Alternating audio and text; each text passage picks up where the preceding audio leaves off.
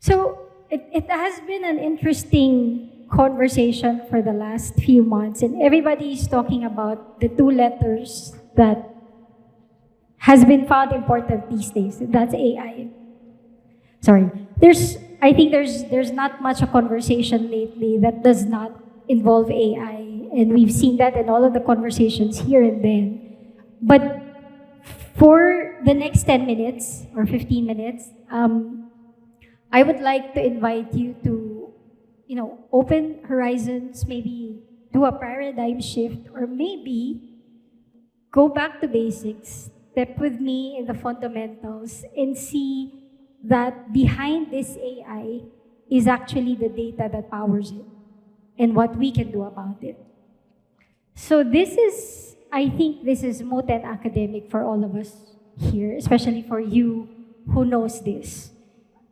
Your AI, for it to become effective, for it to become efficient, very powerful, it's as powerful as what you feed in it. That's a given. And the thing is, the more you give it power, the more riskier it becomes. Again, moot and academic, that's said and done. Because at the end of the day, what we do, whether we put some firewall, we put some EDRs, we put all of these controls. And I can remember, sabi ko nga kay Sir Gons, it has been that long already, 18 years. We just started selling maybe firewalls at that time, antiviruses at that time. I'm not gonna ask about our age here, but these things that we put in place are meant to protect one thing. And it's all about the data. And that's why I invited you to step in with me to go back to the fundamentals of things, because at the end of the day, when we talk about AI now, and we talk about what we are trying to protect, it's actually the data, whether they're repository codes, they're RAG pipelines, LLMs, databases, unstructured, structured, what have you. It's a data that we're trying to protect. So when we have been talking to clients for the last few months and we ask them, what are those challenges or maybe those barriers that you have right now that make you go into full blast into AI? The top three answers are usually the answers, and maybe you can also go with me here, ride with me here, and also try to think about if these are the challenges that you have right now to be able to go into full mode for AI. The number one challenge that they think about when going full blast into AI is that if I have AI systems right now, will I be able to know what my AI systems are actually accessing? Think about it for 1 second or two. If I have all these AI systems right now, do I actually have a way of knowing what they're accessing right now? Again, whether they're accessing the RAG pipelines, whether they're accessing a simple Google Workspace drive that contains a PDF file of your contracts or that contains a list of employees, do you know if your AI system can actually access that data or not? That's a first barrier. The second barrier would be, do I know actually, which is a fundamental thing, what my blast radius is? See, Ms. Pearly might have heard about this data blast radius. So for us in Varonis, and then this is a term we coin, the data blast radius is actually the amount and extent of information that is available to that one single person in any case he steps into that organization or network. So we're talking about humans here. We're not even talking about AI, but again, I go back to the fundamentals and basics of things wherein, do you know how large your data blast radius is? If I am an attacker or maybe I've stolen your credentials and I log in for the first time in your environment, what kind of data will I see?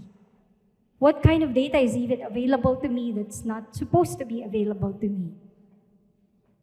Again, think about it. Do you actually know your data blast radius right now? Because if not, I mean, from a human perspective, then we're more challenged with the AI. The third barrier, and the third question that we would ask is, can you detect a breach in real time? And we're talking about what Christine mentioned a while ago. I was listening to that. The attackers are becoming more and more advanced. Are we doing the same thing from our end?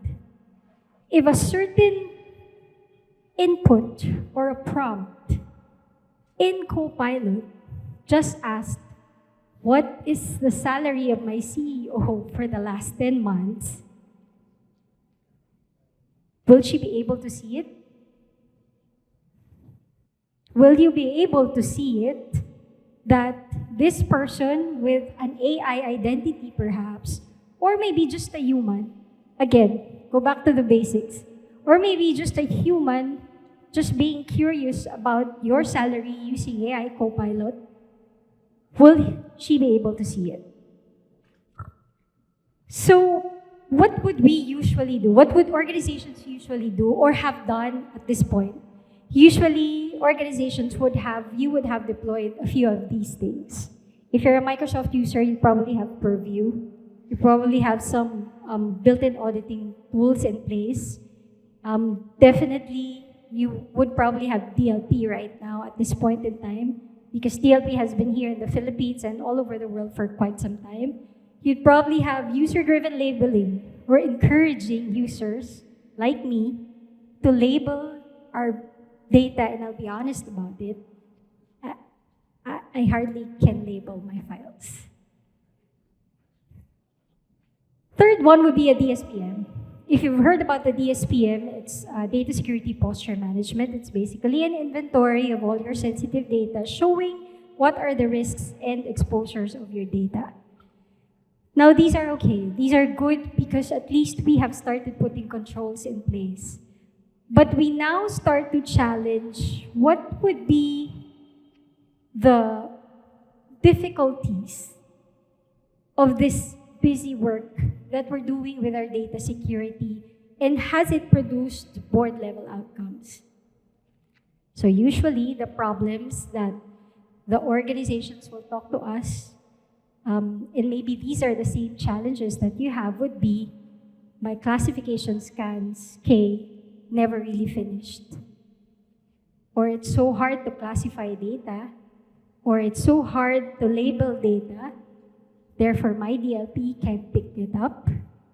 Or, better yet, we have classified it already, even just a sample of it.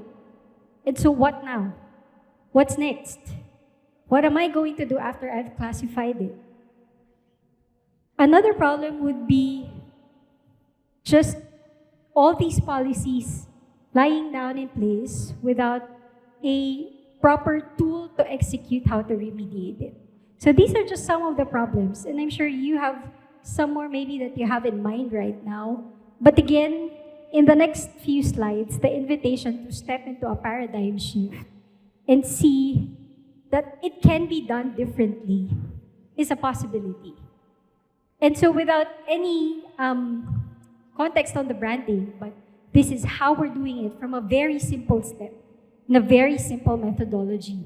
And the 3-step process or the methodology is a find, fix, alert. So imagine in a world where, yes, we're going back to the basics and fundamentals of data security before we can even think about all of these AI. There is a possibility out there that you have a simple methodology of find, fix, alert. A find, fix, alert methodology involves, number one, visibility. It's the most important thing. How do you protect yourself from something that you don't even know you have? Maybe the question there when we go and have these conversations with people like you would be, do you know, sir, ma'am, right now, if you're using Google Workspace, or if you're using Microsoft 365, OneDrive na lang, do you know how much data you have in your OneDrive? Out of that data, maybe you have 9 petabytes of data, that's huge. Do you know how much are sensitive in that 9 petabytes? Do you know which one is classified according to PDPA or maybe classified according to HIPAA, or maybe to GDPR? These are very simple questions that if you take a look at it, oo nga no, I don't have that visibility yet. That's first step. That's key. And then the question two, what's next, key? So what if we found out that we have 9 petabytes of data anyway? What are we going to do with it if even 1 petabyte of it is overshared?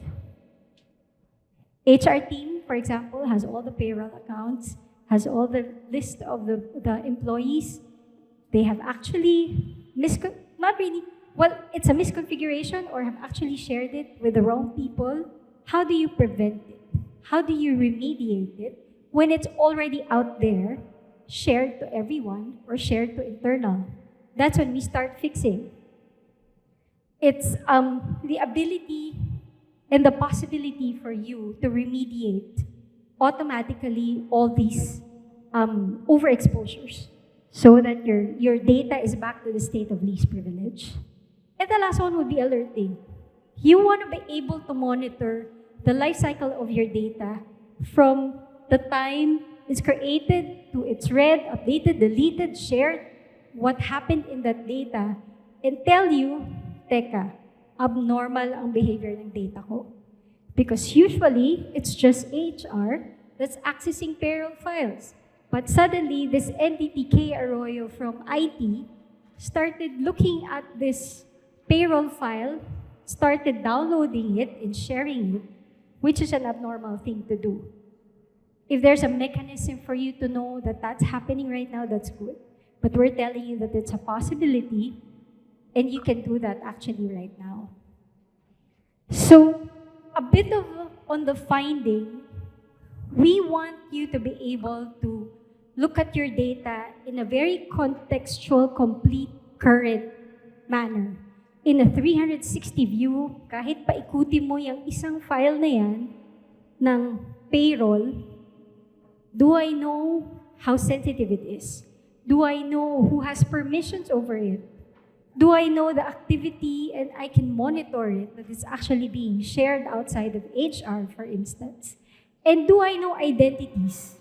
Is there an AI, an agentic AI that's actually pulling that file out? Or just a regular human that's actually accessing that file? So, not just tell you what the file is, but give you full context about what it's all about. I mentioned about Fix a while ago, and these are just some of the things that you can automate for your data. And we're talking about removing excessive access.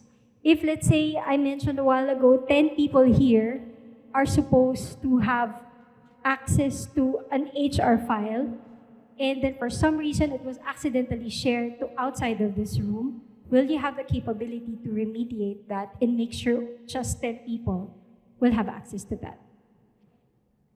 There's also a possibility for you to apply labels so that your DLP can pick it up. There's also that possibility for you to disable stale users or maybe stale data. Again, the purpose is to ensure that your data is in a state of least privilege so that whether human or non-human like AI tries to access it, it's not available to them because they're not part of the circle. Again, the two things to remember for us when we start alerting you for what is happening with your data would be UEBA and a team to help you investigate it. When you start monitoring your data, it has to have that characteristic of understanding the behavior of your data. That data should be only available to HR, suddenly became available to IT. We should be able to tell you that it's behaving anomalously and investigate with you. So we're all doing the same things right now and offering this free data risk assessment. And I know that it could be too much for everyone, but know that these vendors were here, the principals are here to actually help you see different solutions, different technologies to help your processes and your people. At the end of the day, the data risk assessment that we are offering and inviting to each and every one of you will actually give you board level outcomes. In the span of the data risk assessment, we'll be able to tell you how big your data is, what are the risks, what we can do, how we can help to maybe remediate it, and how we can help you stop those breaches. So, the paradigm shift, or maybe the going back to the fundamentals, however you may want to look at it, is very simple. We can talk about AI security. We can talk about securing your LLMs, talking about RAG pipelines, which is good actually, but we also want to invite you to go back to the basics. Your AI feeds on your data. If your data is not secured, if your data is overshared, if you don't know what data you have, what do you think AI will access? And I leave you with that. Thank you. Thank you, Kay. Thank you, Christine. Napaisip ako doon, how much data do we actually have? I think that's a question that will keep me up at night tonight. That's a common question we ask them. Do you know how much your data is? And I'm assuming quite often it's, I'm not quite sure. 99.9% of the time, the answer is no. And when we do the data risk assessment, they go, okay, I have one team lang that has 1 million files. And we say, that's what we see. And they start validating. And it's true. That's what they see. That's what they now see, rather. Actually, that's interesting because earlier you said, the more data you give AI, the riskier it can become, right? So many companies are focused on securing their AI models, but how important is it, maybe just to, I don't want to beat the dead horse already, but how important is it really to protect the underlying data compared to the AI itself? Is one more important than the other? Don't hold me to this because these are the experts at their own organizations. But I would say, and they can agree or disagree with me, it's equally important. Why? Because you have a car, a diesel, sige, mataas yung presyo na diesel. Sige, it's okay. You have a diesel car that's running, or you have an electric car that's running. If you don't have power, if you don't have electricity, if you don't have fuel, it's not gonna run. So, we say it's equally important because if you ask your AI, what is my numbers for the last 5 years, and it's not connected to a RAG pipeline or it's not connected to any database, it will show you nothing. Where will it get its power? So I say it's equally important.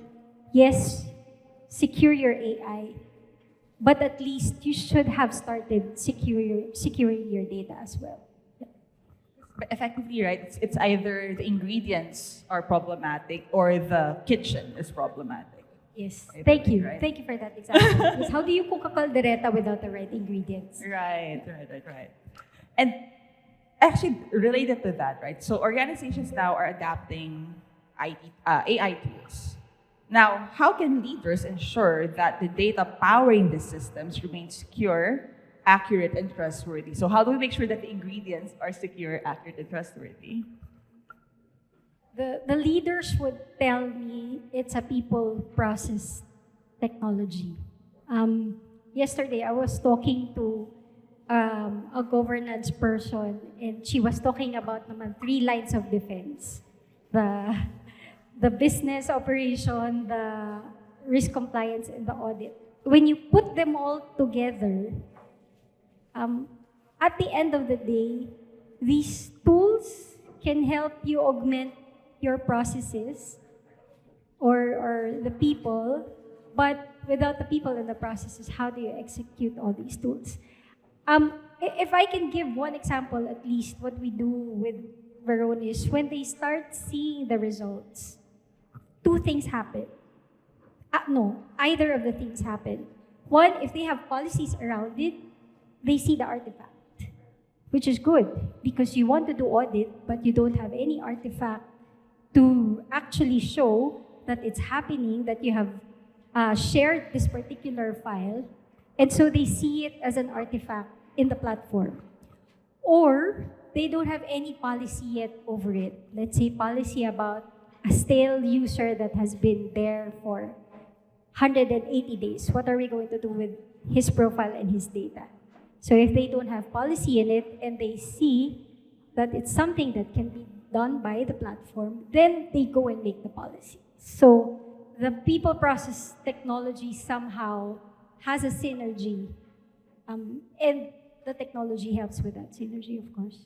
So we can sort of connect it to what Brandon was talking about earlier, right? When you have frameworks and implementation and execution, you do need to have the right people, processes, and technology to support that execution. That's right. Right? Yeah. Okay. And speaking of questions I asked earlier, because it's around the same vein, but I think it's a tension that all security, privacy, compliance professionals have to deal with. So I'd like to get your thoughts on how organizations will balance innovation, AI innovation, and securing the business. Right? Because you want to make sure that AI, you're continuously innovating. The business is running at a relatively fast speed, but at the same time, maintaining strong governance, privacy, and compliance. How do you balance that? Or do you not believe in the balance as well? The force. Sorry. Iba pala yun, Jed. The balance. I believe in the balance. Even in work-life balance, there should be balance on everything.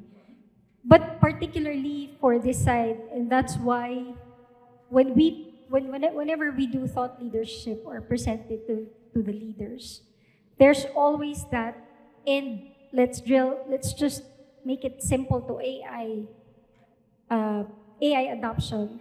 You have to balance it out with the ingredients. That's why there's always that, teka, let's go back 10 steps back. Let's do 3 steps back and see, before I do AI, do I even get to protect the one that fuels it or powers it? And that way, you balance it out.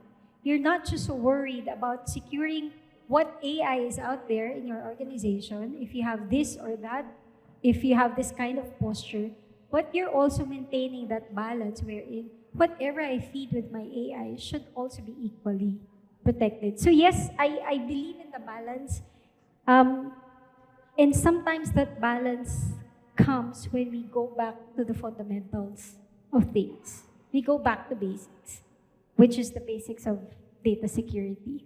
That way, we can help power, we can help fuel the AR, we make it more effective, efficient for us, we give it the right data, but we ensure that AI, you only access what you're authorized to access. That's balance, I think. Thank you. Before time runs out, any questions from the audience? Because it's been a conversation, but maybe you'd like to jump in. Are there Okay, any I can do this for hours. thoughts? All right. You can do this for hours. I know. Are there any questions from the audience? Any burning thoughts? Okay, maybe they're still shy.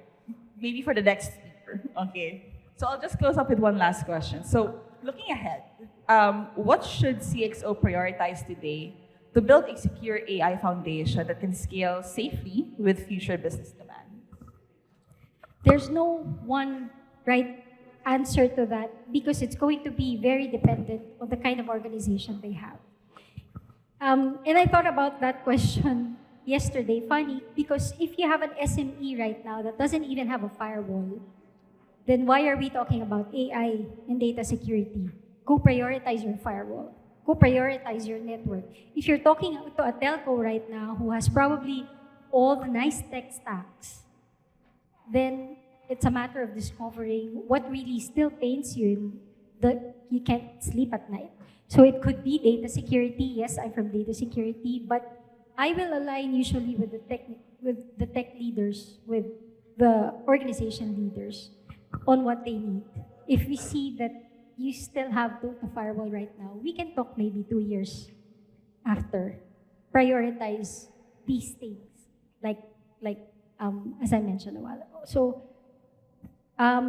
prioritize at this point what you need by ensuring also that what you're protecting out there is the most valuable asset of the organization, which is data. Thank you very Thank much, you. Kay. Thank you. Thank everyone. you.